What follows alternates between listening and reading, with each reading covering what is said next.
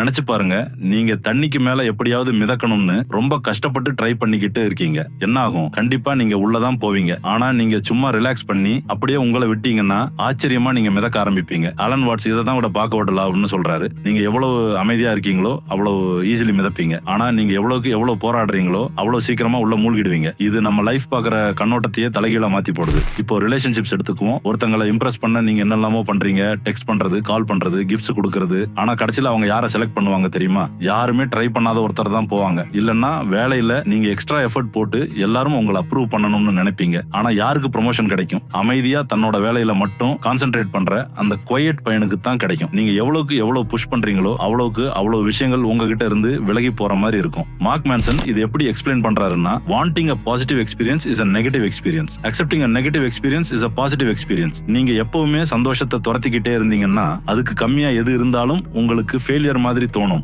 ஆனா நீங்க துரத்துறத ஸ்டாப் பண்ணிட்டீங்கன்னா சந்தோஷம் தானா உங்களை தேடி வரும். இது நம்ம டெய்லி லைஃபுக்கும் பொருந்தும். ஒர்க் அவுட் பண்ண கஷ்டமா இருக்கும். ஆனா நீங்க அதை புஷ் பண்ணி பண்ணும்பொழுது உங்களுக்கு மோர் எனர்ஜியும் கான்ஃபிடன்ஸும் கிடைக்கும். டஃப் கான்வர்சேஷன்ஸ் ரொம்ப ஆக்வர்டா இருக்கும். ஆனா அதுதான் ட்ரஸ்டை பில்ட் பண்ணும். பிசினஸ்ல ஃபெயில் ஆனா கூட அது உங்களுக்கு வேல்யூபிள் லெசன்ஸ் கத்து கொடுக்கும். ஆக்சுவலி நம்மளோட ஸ்ட்ரகிள்ஸ் தான் நம்மள வளர வைக்கும். தி ஸ்டோயிக்ஸ் என்ன சொன்னாங்க தெரியுமா? The obstacle is the way. Robert Frost கூட ஒரே வழி வெளியேறுவதுன்னு சொல்லியிருக்காரு. நீங்க எப்படி பார்த்தாலும் உண்மை என்னன்னா, நம்ம எதிர்பார்க்கிறதுக்கு ஆப்போசிட்டா தான் சரியான பாதை இருக்கும். சோ நெக்ஸ்ட் டைம் நீங்க ரொம்ப ஸ்ட்ரகிள் பண்ற மாதிரி ஃபீல் பண்ணீங்கன்னா ஒன்னு மட்டும் நம்ம ஞாபகம் வச்சுக்கோங்க. நீங்க மிதக்க ட்ரை பண்ணா நீங்க சிங்க் ஆவீங்க. ஆனா நீங்க லெட் கோ பண்ணா நீங்க ரைஸ் ஆவீங்க. இந்த வீடியோ உங்களுக்கு பிடிச்சிருந்தா லைக் பண்ணுங்க, ஷேர் பண்ணுங்க.